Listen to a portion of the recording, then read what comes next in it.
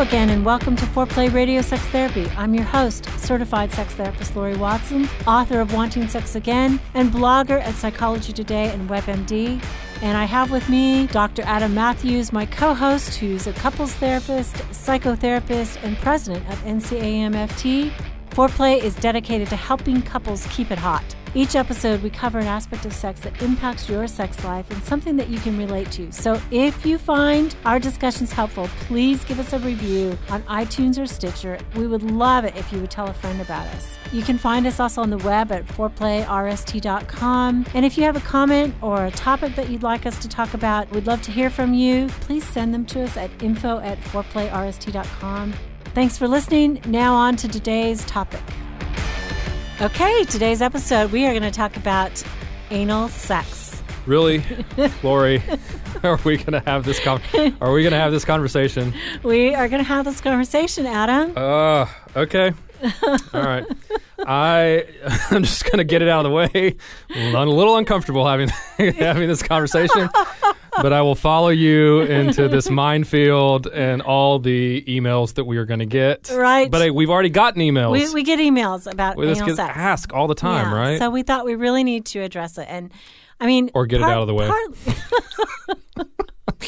So to speak. Or partly, I mean, I think there's a lot of people who are listening and are like, why is everybody talking about anal sex these days? I mean, because it's a huge topic. You see all kinds of articles on it. I mean, it's everywhere.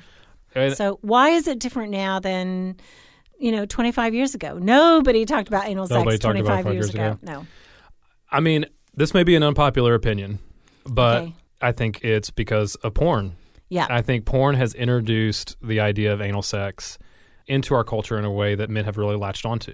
Yeah, right? I think you're right. I mean, that's not just your thinking. That is what has happened. Yeah. I mean, the porn industry has basically shows anal sex as part of an integrated part of a heterosexual experience. It used to be, homosexual porn showed that, but heterosexual porn did not. And now it does. Almost every single porn film introduces anal sex as part of the whole routine. Yeah, and it's also showing women enjoying anal sex, right? Right. In a way that, right. I mean, in a way that any man would want their partner to respond to sex. And right? crazily, it's showing women having orgasms with anal sex. Right. Which, by the way, doesn't happen.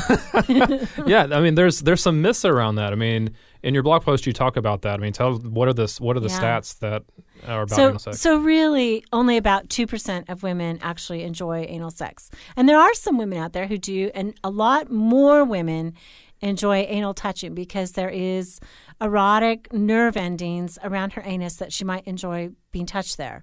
But that doesn't mean she wants anal sex. Only about 2% really enjoy it, although maybe about 30+% have tried it. Mm-hmm. And a lot of men tell me, and I hear this all the time from men, well, she just doesn't like it because she hasn't tried it. Mm. I got to tell you guys, she knows if she wants to try it. Yeah.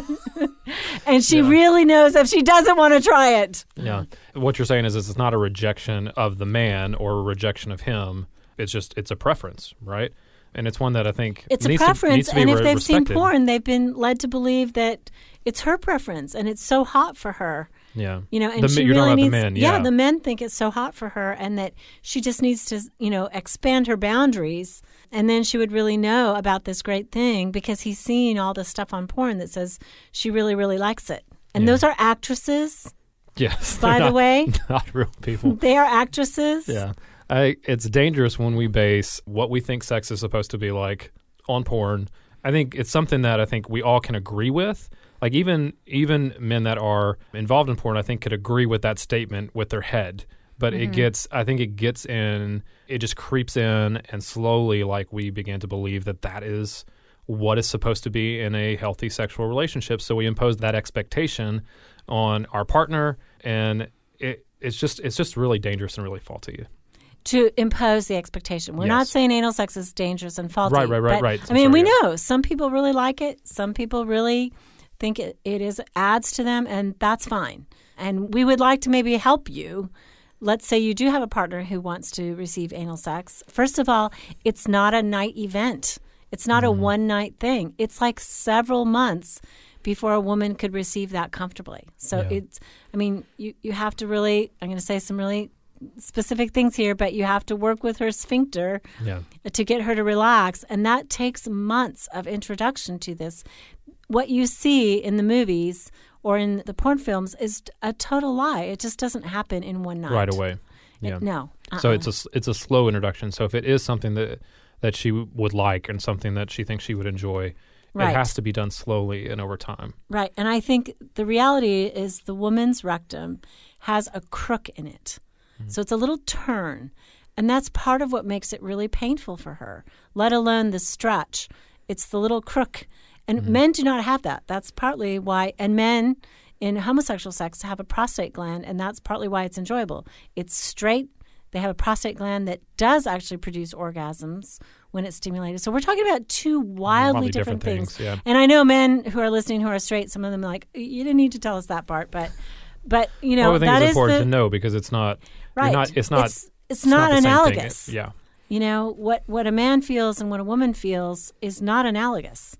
It's something totally different. So if you want it, and the other thing in porn is that these women are set up well. So oftentimes they have had an enema so that there's no fecal matter that's going to show. And real women, you know, often don't have enemas before they have sex. So what you're saying is it can be a messy experience. Yes, it can be very messy. Yeah. And so, I mean, be prepared for that and make sure she's prepared for that.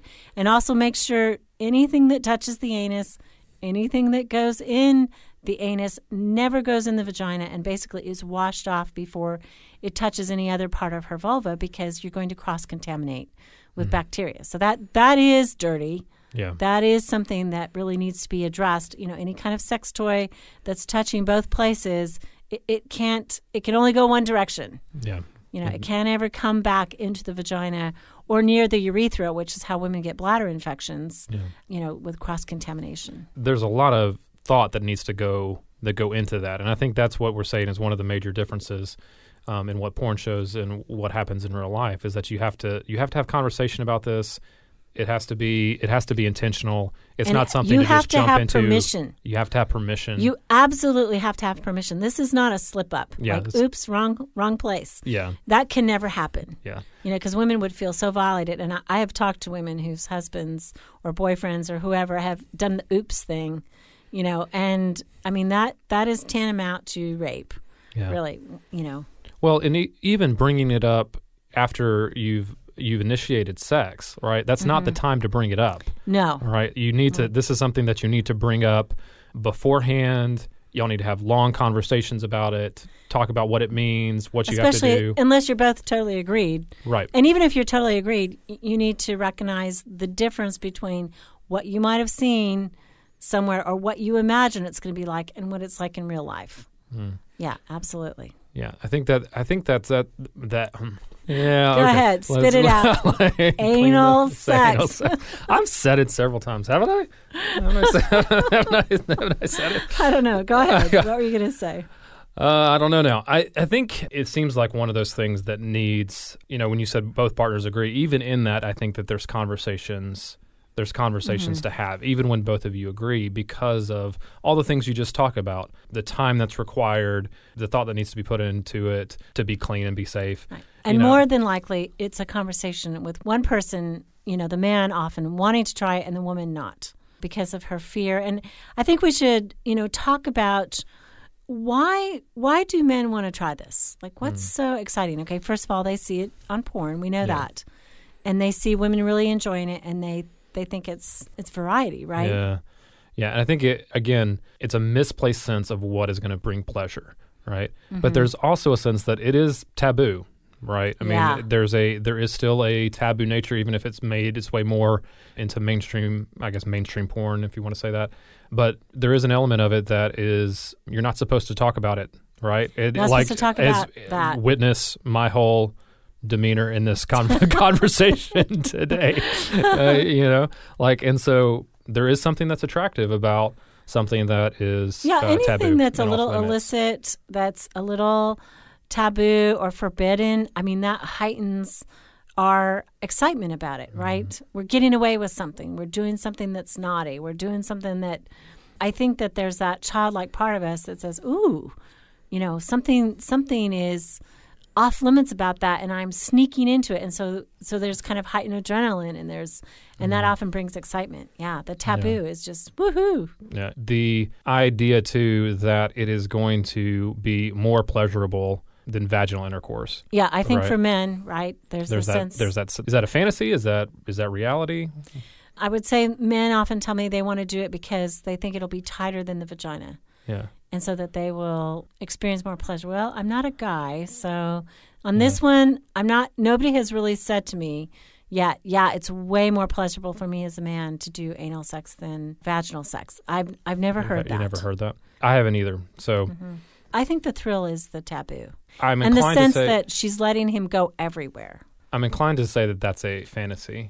That it's something, again, that can stem from porn, that it's going to be more pleasurable. I think possibly there's the idea that it might take your sex life to another level, right? That there's this level of of where you have reached, that you've reached with that. Okay, we got to come right back because Adam's just like busting up here. You're listening to Foreplay Radio Sex Therapy with sex therapist Laurie Watson and couples therapist Dr. Adam Mathews. We'll be right back talking more about anal sex.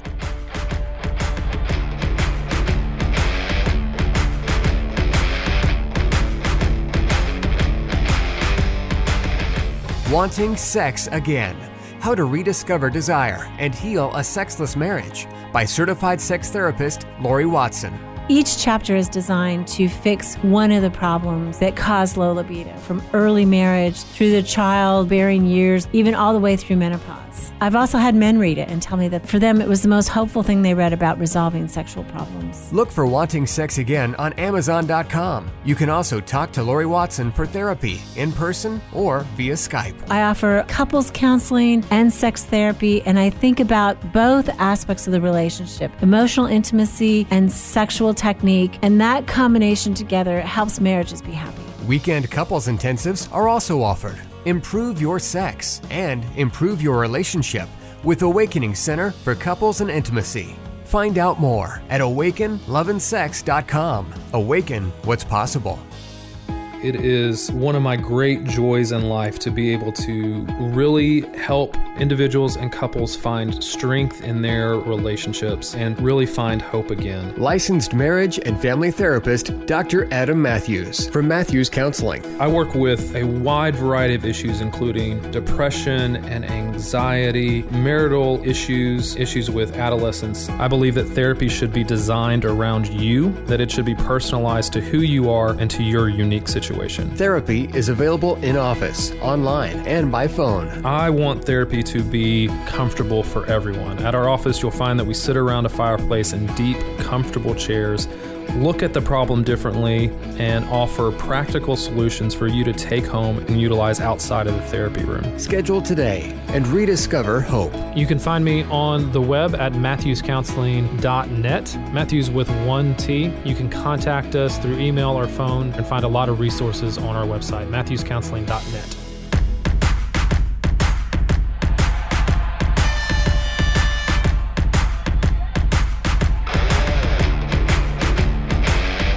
Okay, so we are back with Foreplay Radio Sex Therapy. Today we're talking about anal sex. Right. And Adam is enjoying our episode immensely. Yes, this is not stretching me at all. So to speak. Yeah, so to speak. Yeah, we're really not talking about anal sex for men. Right. Adam's like, and we are not going to.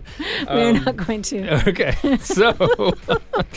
This has never happened to us, by the way. This is like we have not devolved this much on it or regressed this much on any other topic. Right. But this one, it's just so many people. It's uncomfortable, it's even uncomfortable, for you to talk about. And so many people have asked about it. I feel like it does feel like it needs to be addressed because so many people have asked about it. Right. And I think it is a There's whole books written about that too. And it's a conversation that tends to happen behind closed doors, right? With couples, if at all. If they have the conversation at all, they generally don't talk about it with their friends. So I mean, we're going. We're making it. We're making it happen. And we support the people out there who want it. and enjoy it, and that's, fabulous. We don't think that there's anything wrong with it. Right. But we probably deal with, as sex therapists and couples therapists, and maybe our own inhibition, about people who have more resistance to it. And that's kind of where we want to help you go. Like, let's say one of you really wants to try it. Yeah, and the other one is like, no, not interested in trying it. Yeah. How do you begin to navigate that difference? Because that's, I think, one of the things that why it comes up in couples therapy and sex therapy so much is because it's such a big split, right? Yeah. Like it's even more of a split between that and if one member wants oral sex and the other doesn't want to give it, right? I mean, it's more of it seems to be more, people dig their heels in. It's a wider difference. Yeah, absolutely. Yeah. Like, I mean, I know I had a friend whose partner always wanted to try it. And she was just like, no way, no how. This was somebody who, when we were kids together, you never walked in on her in the bathroom. And that door was locked, and just the whole thing was a total no. Yeah. I mean, not going to do it. And I think it became like a point of contention. They had a really relatively great sex life. But he just was enamored with this idea, let's just try it. And he pushed and pushed and pushed and pushed. And I thought, you're ruining something because you have a great sex life. She was open. She was playful. She wanted sex. She liked sex. This was just an absolute no. And I think that before you have to have the discussions, or before you have the second discussion, let's say that, if you really get from your partner, this is a clear off limits, I'm never going to want to do it. I mean, they do have a right to say no. Yeah. And I think hounding your partner about something that they've really said no about can be damaging to your sex life. Yeah, I think you said something that's really key as well, is you said the second conversation.